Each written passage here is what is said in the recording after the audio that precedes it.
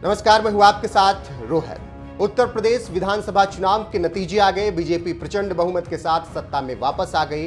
रघुराज प्रताप सिंह की पार्टी, जो कि पहली बार विधानसभा चुनाव जनसत्ता दल लोकतांत्रिक लड़ रही थी, उसने 2 सीटें जीत ली। अब आप ये समझिए कि वो बीएसपी से बड़ी पार्टी हो गई इन 2 सीटों के जीतने के साथ ही। बीएसपी, मायावती और रघुराज प्रताप सिंह, आप जानते हैं कि इनका नाता कैसा रहा है।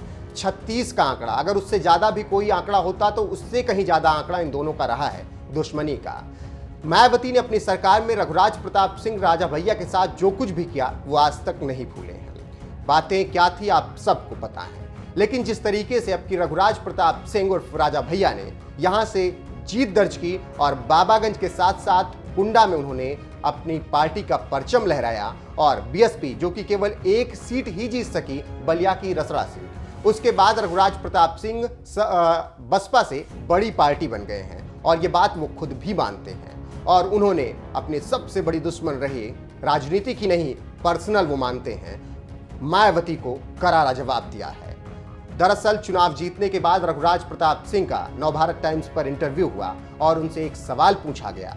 सवाल ये था कि बसपा भी इस चुनाव में 1 सीट तक सिमट कर रह गई, क्या कहेंगे? राजा भैया का जवाब आया, यह बात सही है कि बसपा को इस बार जनता का आशीर्वाद नहीं मिला। बसपा 1 सीट पर है और हम 2 सीट पर।